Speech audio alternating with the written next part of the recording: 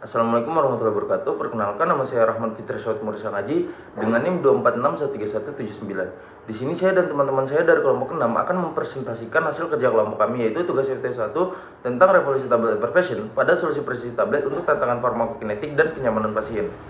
Pertama-tama saya akan memperkenalkan ketiga anggota saya, yaitu Jasmine Rahmadani Putri dengan NIM 246131178, Zaskia Widata Ramdhani Hadi dengan NIM 246131180, dan yang terakhir Nazla Fadila dengan NIM 2461381.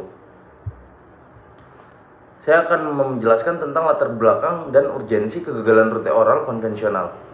Populasi usia 16-34 tahun melaporkan bahwa ketidaknyamanannya saat menelan tablet konvensional atau disfagia non-geriatri.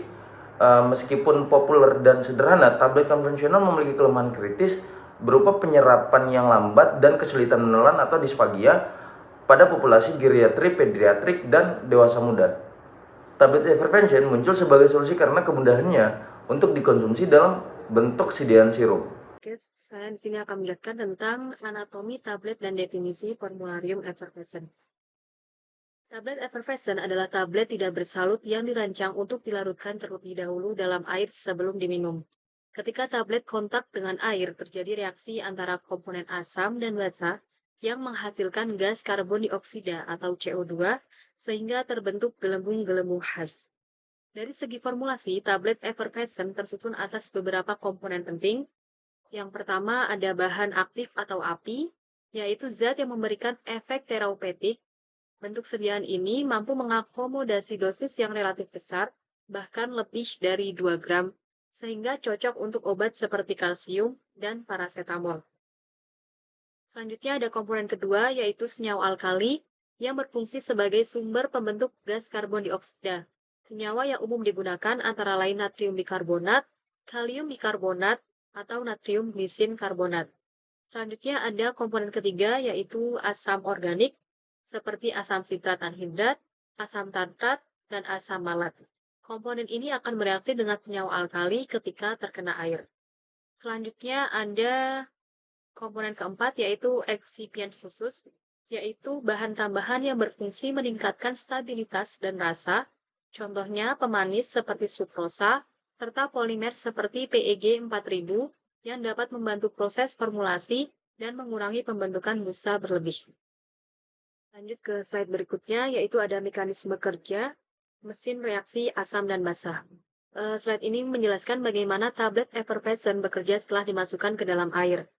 Proses dimulai pada langkah pertama, yaitu saat air bertindak sebagai katalis atau pemicu reaksi. Air akan melarutkan komponen asam dan basa sehingga keduanya dapat berinteraksi. Selanjutnya lanjut ke langkah kedua, yaitu terjadi reaksi netralisasi antara asam dan basa. Reaksi ini menghasilkan garam, air, dan gas karbon dioksida. Reaksi inilah yang menyebabkan munculnya gelembung-gelembung pada larutan. Lanjut ke langkah ketiga, yaitu gas karbon dioksida dilepaskan secara cepat. Pelepasan gas ini membantu mempercepat disintegrasi tablet dan mempercepat pelarutan bahan aktif dalam air. Akibatnya, obat sudah berada dalam bentuk larutan sebelum dikonsumsi, sehingga proses absorpsi menjadi lebih cepat dibandingkan tablet konvensional. Selain meningkatkan kecepatan pelarutan, karbonasi yang dihasilkan juga membantu menutupi rasa pahit beberapa obat sehingga lebih nyaman dikonsumsi oleh pasien. Selanjutnya ada spektrum keunggulan terapeutik. Pada slide ini ditampilkan berbagai keunggulan terapeutik dari tablet effervescent dibandingkan bentuk tablet biasa. Keunggulan yang pertama ada onset ekstra cepat, di mana penyerapan obat itu lebih cepat karena obat sudah berada dalam bentuk larutan sebelum diminum. Tubuh tidak perlu lagi melalui proses penghancuran tablet di saluran cerna. Hal ini dapat mempercepat munculnya efek terapi. Terus keunggulan yang kedua ada toleransi gastrointestinal yang lebih baik. Reaksi effervescent menghasilkan sistem penyangga atau buffer yang dapat membantu mengurangi iritasi lokal pada lambung, sehingga lebih nyaman bagi pasien yang sensitif terhadap obat tertentu. Keunggulan ketiga adalah mengatasi masalah disfagia atau kesulitan dalam menelan.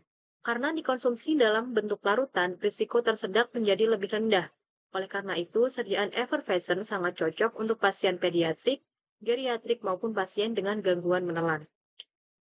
Keunggulan terakhir ada kapasitas dosis yang besar, atau tablet effervescent mampu membawa bahan aktif dalam jumlah tinggi tanpa mengurangi kenyamanan penggunaan.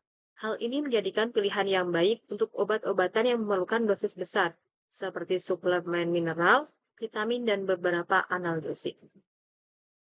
Dengan berbagai keunggulan tersebut, tablet effervescent menjadi salah satu bentuk sediaan farmasi yang mampu meningkatkan kepatuhan pasien sekaligus memberikan efektivitas terapi yang lebih baik.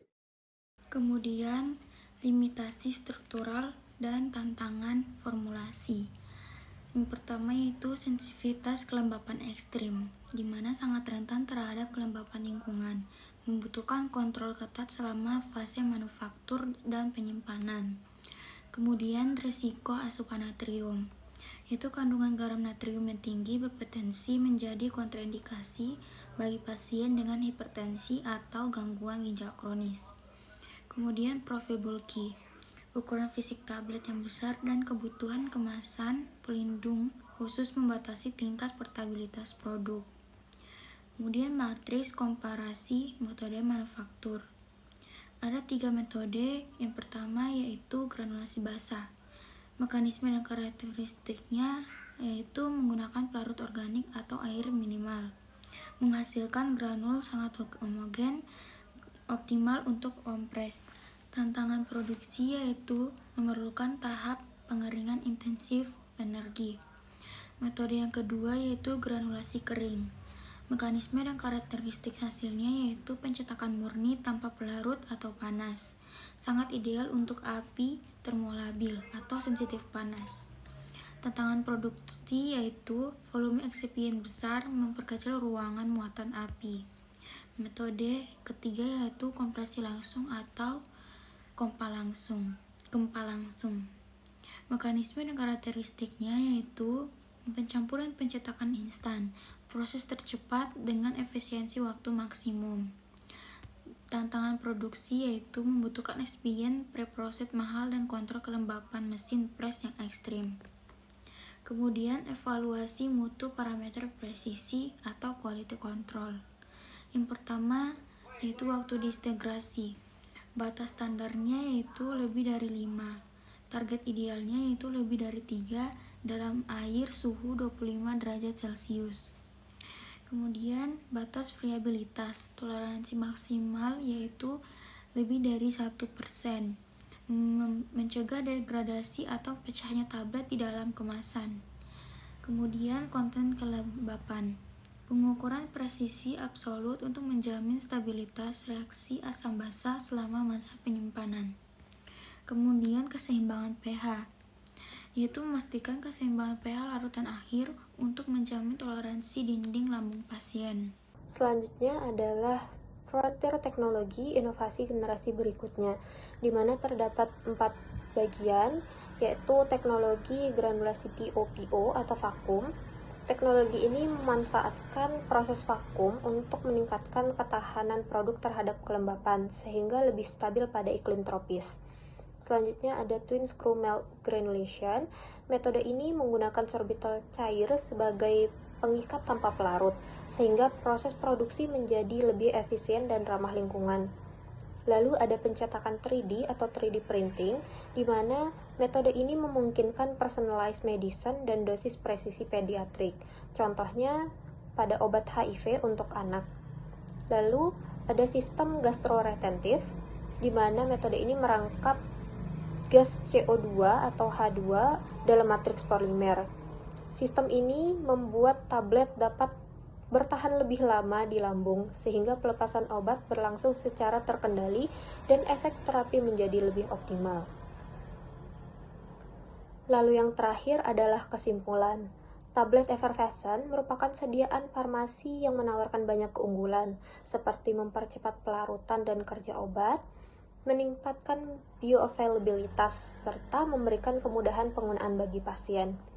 Seiring perkembangan teknologi, pemanfaatan tablet effervescent tidak lagi terbatas pada pelepasan obat yang cepat, tetapi juga telah dikembangkan menjadi sistem penghantaran obat yang lebih inovatif, seperti gastroretentif, pelepasan terkendali, dan teknologi 3D printing.